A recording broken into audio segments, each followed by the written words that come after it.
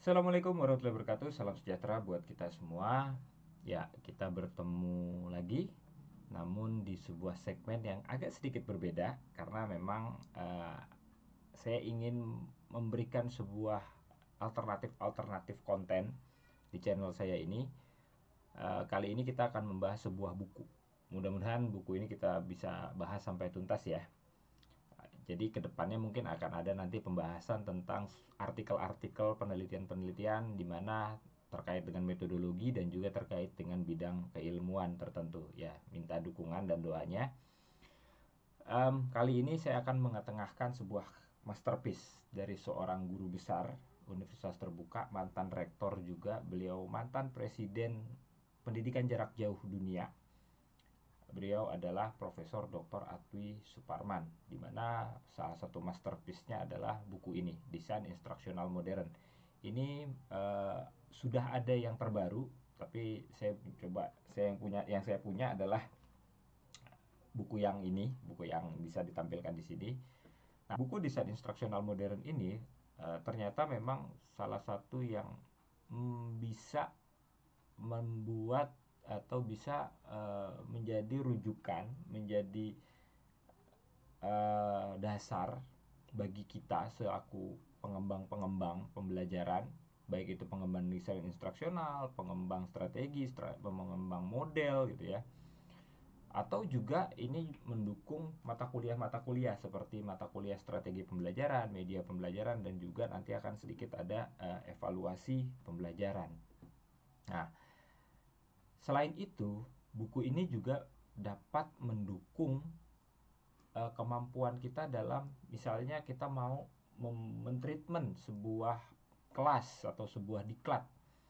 Nah, ini bisa juga jadi rujukan, bisa juga jadi ini karena dia ada beberapa karya terupdate terbaru yang mungkin kita bisa ambil manfaatnya. Oke, mari kita mulai saja dari gambaran besar benang merah dari buku ini, di mana Prof. Atwi menginginkan kita setelah mempelajari buku ini dapat mengembangkan sistem instruksional atau desain instruksional juga bisa bagi mata kuliah, mata pelajaran atau program pelatihan yang Anda bina. Jadi kita nih dalam membelajarkan siswa atau mahasiswa atau pelatihan di dalam BLK, lembaga-lembaga diklat, balai diklat ya, dimanapun itu berada, karena Prof. Atwi ini juga selain di UT juga di LAN, kemudian di berbagai BUMN, beliau mengembangkan berbagai macam diklat khusus untuk membangun sistem dan desain instruksionalnya. Nanti kita berkembang menjadi sistem pembelajaran, desain pembelajaran, model pembelajaran, strategi pembelajaran. Nah, itu makin kecil, makin kecil, makin kecil.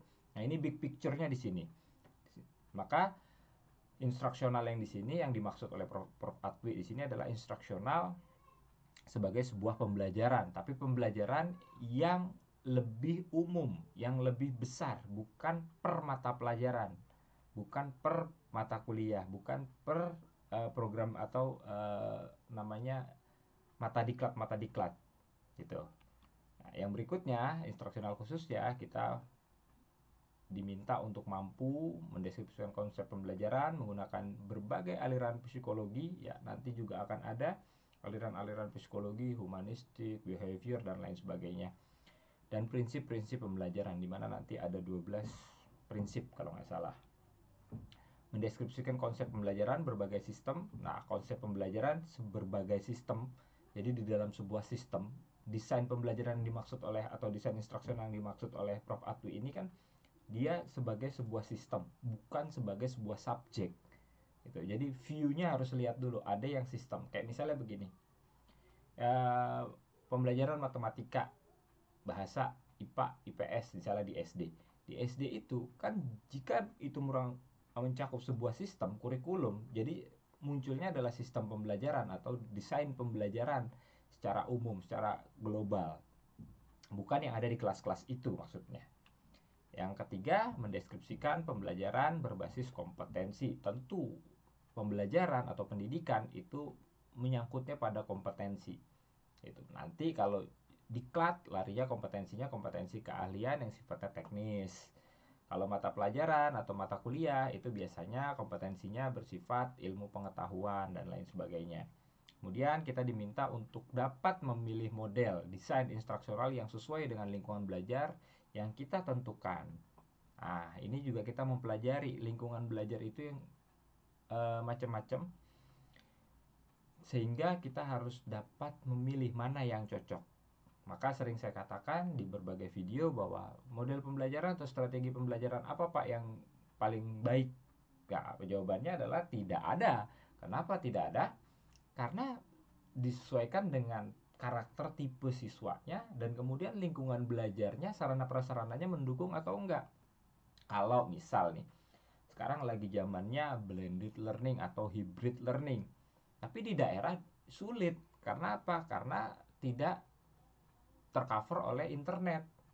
Berarti ada kesulitan kan di sana. Dari desain instruksionalnya tidak lagi berbasis IT misalnya, atau tidak menggunakan IT, menggunakannya modul cetak atau video, atau yang lagi keren sekarang adalah menggunakan audio misalnya. Kemudian juga tidak bisa kita mengandalkan diskusi-diskusi langsung atau zooming ya, atau sinkronus, pertemuan-pertemuan langsung yang online. Nah, berarti kita harus menjadwalkan, misalnya sebulan sekali kita ketemu di balai desa gitu. Apalagi pandemi seperti ini, balai desanya berarti tidak boleh uh, begitu rupa atau begitu padat. Kita harus mengikuti protokol kesehatan. Selanjutnya, mengidentifikasi kebutuhan instruksional dan menulis tujuan instruksional umum. Bagaimana kita menulis kebutuhan pembelajaran kita, kemudian bagaimana menulis tujuan-tujuan pembelajaran umum. Melakukan analisis pembelajaran. Nah, ini nanti akan terkait dengan pengembangan desain instruksional atau desain pembelajaran atau model pembelajaran atau strategi pembelajaran. Kaitannya apa? Kaitannya nanti dengan misalnya mata kuliah metode penelitian, atau terkait dengan metode penelitian mixed method, R&D, pengembangan gitu ya. Kaitannya juga dengan skripsi. Jadi memang banyak sekali ini buku kaitannya dengan mata kuliah dan kemampuan-kemampuan kita yang lainnya. Mengidentifikasi perilaku karakteristik awal peserta didik. Nah, ini kaitannya nanti dengan lingkungan. Kalau lingkungannya seperti apa, kemudian karakteristik peserta didiknya, karakternya ya, tipenya seperti apa, perilakunya seperti apa, nanti kita akan bisa definisikan, bisa turunkan, bisa analisis, kemudian mensintesiskan kita cocok menggunakan desain pembelajaran yang seperti apa. Selanjutnya, merumuskan tujuan pembelajaran khusus. Mengembangkan alat penilaian atau evaluasi. Ini yang tadi saya sindir sedikit bahwa ini juga kaitannya dengan evaluasi pembelajaran. Yang terakhir mungkin mengembangkan strategi instruksional, bahan ajar, desain evaluasi formatif, dan mengidentifikasi posisi implementasi evaluasi formatif, sumatif, difusi inovasi dalam sebuah sistem instruksional yang efektif dan efisien. Jadi intinya mengembangkan sebuah pembelajaran yang begitu besar. Nah, di sini dijelaskan juga nih bahwa buku ini sejalan dengan bukunya Dick and Carey, Design of Instruction. Banyak mahasiswa, banyak dosen maupun guru atau trainer-trainer ya membelajarkan siswa tapi kurang menguasai tentang systematic design of instruction. Ini bisa menjadi salah satu rujukan, bisa salah satu yang dilihat atau dipelajari. Sistem instruksional dengan berbagai konteks, artinya tadi kita udah bahas ya, konteksnya kan misalnya di daerah terdepan, terluar, tertinggal, beda dengan pedesaan, beda dengan perkotaan, beda dengan misalnya yang akses internetnya kencang, kemudian bandwidthnya besar, dan ama yang akses internetnya biasa-biasa saja, atau yang bahkan yang tidak ada akses internet sama sekali. Dan bisa menggambarkan bagaimana PJJ. Untuk PJJ digunakan konsep berbagai ilmu, antara ada pendidikan, psikologi, kemudian juga sedikit kita bicara tentang brain base, humanistik, filsafat, dan lain sebagainya. Nah, ini untuk merevisi bahan instruksional juga bisa. Untuk pembelajaran berbasis kompetensi, ya. Nah, kemudian tadi kan sudah kita bahas ya sedikit aja bahwa instruksional itu adalah pembelajaran yang dimaksud. Selanjutnya kita masuk ke berbagai istilah yang digunakan di dalam buku ini ya. Nah, yang tadi kita udah sedikit bahas pembelajaran. Di sini maksudnya instruksional adalah pembelajaran. Pembelajaran adalah instruksional, bukan instruksi atau perintah. Nah, instructional goal itu tujuan instruksional umum atau TPU, tujuan pembelajaran umum. Instruksional objektif itu instruksional khusus, tujuan pembelajaran khusus. Kompetensi atau kompeten atau kompetensi ya sama ya kata serapan. Instruksional konten itu isi konten, kemudian instruksional material, bahan instruksional, kemudian assessment instrumen penilaian, teaching maksudnya pengajaran, learner pembelajar atau peserta didik. Teaching bisa juga dimaknai nanti jadi pembelajaran ya, ya atau learning. Selanjutnya itu behavior, mengacu pada sebuah perilaku. Attitude itu sikap. Asumsi dasarnya desain instruksional dimaksudkan untuk membantu individu belajar lebih dari sekedar melaksanakan proses pengajaran. Jadi pembelajaran jatuhnya, bukan untuk pengajaran saja. Asumsi dasar ini menyatakan pentingnya desain instruksional untuk membantu peserta didik dalam proses dan hasil belajar. Mengingat banyaknya keluhan ketika pembelajaran jarak jauh ini digunakan atau diterapkan, maka sebenarnya harusnya gitu ya, maka harusnya itu nggak boleh terjadi. Kenapa nggak boleh terjadi? Begini, bahwa pendidikan jarak jauh itu sudah digunakan atau dipakai oleh berbagai perguruan tinggi maupun sekolah-sekolah itu sudah sejak lama sekali. Nah, adaptasi dari perguruan tinggi terutama LPTK untuk memasukkan atau mempelajari atau mengembangkan pembelajaran yang seperti itu sangat lambat akselerasinya.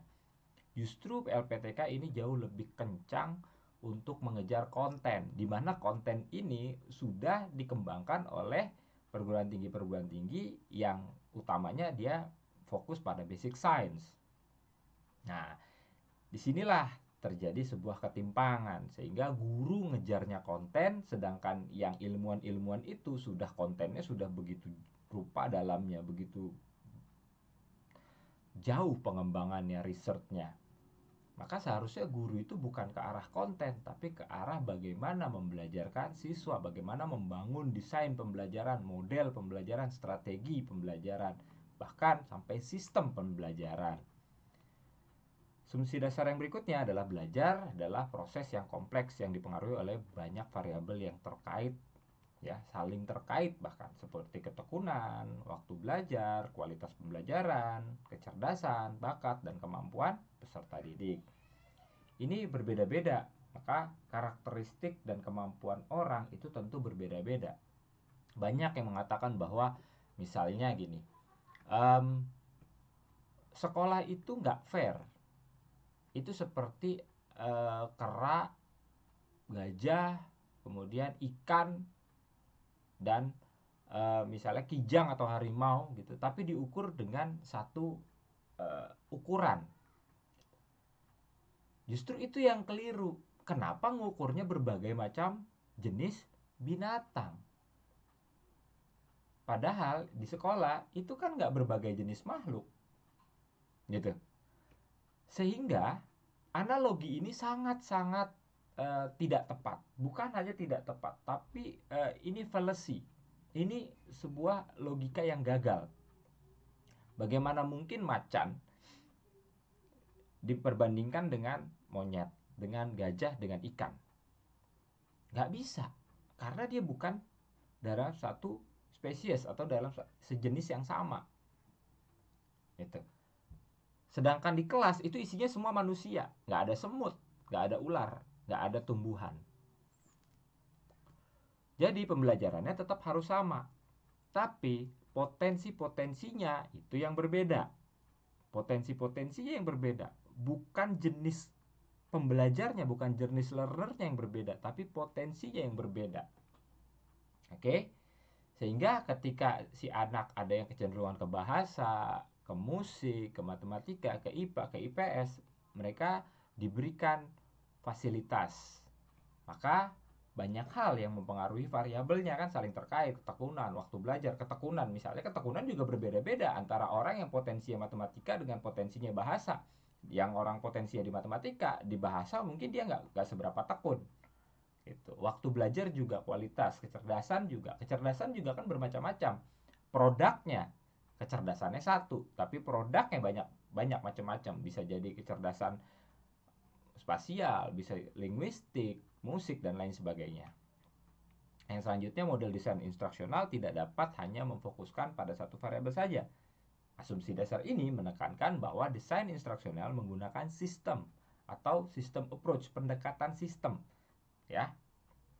Oleh karena itu, pendesain instruksional perlu terus-menerus mengingat bahwa kegiatan instruksional adalah sebuah sistem yang mempunyai berbagai sub-subsistem dan diarahkan untuk tercapainya tujuan pembelajaran yang telah ditentukan. Panjang proses desain pembelajaran, pemahaman tersebut perlu diimplementasikan secara konsisten. Ya.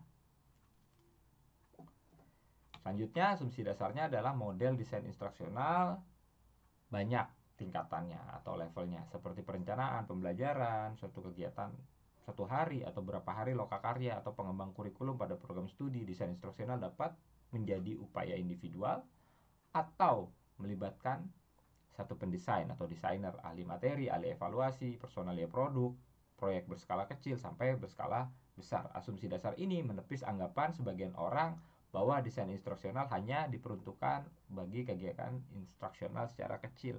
Tadi sedikit saya bahas bahwa pandangan atau view dari Prof. Atwi ketika menulis desain instruksional ini, desain instruksional modern ini, bukan pembelajaran di dalam kelas, tapi pembelajaran di dalam suatu ruang lingkup. Misalnya lembaga diklat, balai diklat, atau sekolah, berarti SMP, SD, SMA, perguruan tinggi, ya. Bukan mata kuliah, gitu kan, tapi sebagai sebuah sistem di program studi, gitu. Dan itu juga banyak levelnya, banyak tingkatannya. Perencanaan pembelajaran untuk anak SD itu tentu berbeda dengan perguruan tinggi. Perguruan tinggi pun berbeda antara yang basic science dengan vokasional. Nah, vokasional juga berbeda dengan diklat. Diklat, antara satu diklat dengan diklat lain juga berbeda. Tapi secara desain, secara sistem, desain instruksional, kemudian sistem instruksionalnya itu bisa secara garis besar itu mirip-mirip, sama, begitu-begitu aja, bisa dikatakan begitulah kira-kira bahasa kasarnya ya. Nah, oleh karena itu, asumsi dasar ini menepis anggapan sebagian orang bahwa desain instruksional hanya diperuntukkan bagi kegiatan instruksional skala kecil saja. Desain, ya, di sini dibahas nih sama Prof. Atwi. Desain adalah proses interaktif dengan melibatkan peserta didik. Asumsi ini menjelaskan bahwa desain instruksional menganut prinsip learner center atau berorientasi pada peserta didik, sehingga peserta didik ikut terlibat dalam proses desain instruksional. Nah, approach-nya adalah learner center. Maka mungkin ada baiknya Anda membuka tentang bagaimana itu pendekatan, apa itu strategi, apa itu model pembelajaran, apa itu metode pembelajaran. Karena apa? Karena di sini memang diasumsikannya kita sudah belajar, walaupun nanti ada diulang sedikit demi sedikit. Asumsi yang berikutnya adalah desain instruksional itu sendiri adalah suatu proses yang terdiri dari sejumlah subproses. Nah, ini kan mirip dengan definisi dari sistem ya. Dia sebuah sistem. Jadi ada kecil-kecil, proses-proses kecil-kecil yang mendukung proses yang lebih besar. Mulai dari perumusan tujuan sampai evaluasi terhadap sebuah program atau produk instruksional. Dia tidak bicara tentang mata kuliah, dia tidak bicara tentang mata pelajaran, dia tidak bicara tentang mata diklat. Asumsi ini mengingatkan setiap orang yang terlibat dalam desain instruksional bahwa yang berbentuk sebagai sebuah sistem bukan hanya pelaksanaan kegiatan instruksional, tapi juga proses desain instruksional yang mendahuluinya. Jadi ada proses. Sebuah proses yang besar itu dimulai dari proses-proses yang kecil. Selanjutnya, berbeda dengan hasil belajar yang diharapkan menuntut perbedaan jenis kegiatan instruksional, asumsi ini menyatakan bahwa hasil belajar merupakan acuan untuk mendesain kegiatan instruksional. Nanti kita akan bahas ini terkait dengan evaluasi. Oke, mungkin itu pengantar dari saya untuk buku yang akan kita bahas nanti ke depannya. Wallahu muwaffiq ila aqwamit thoriq. Wassalamualaikum warahmatullahi wabarakatuh. Terima kasih.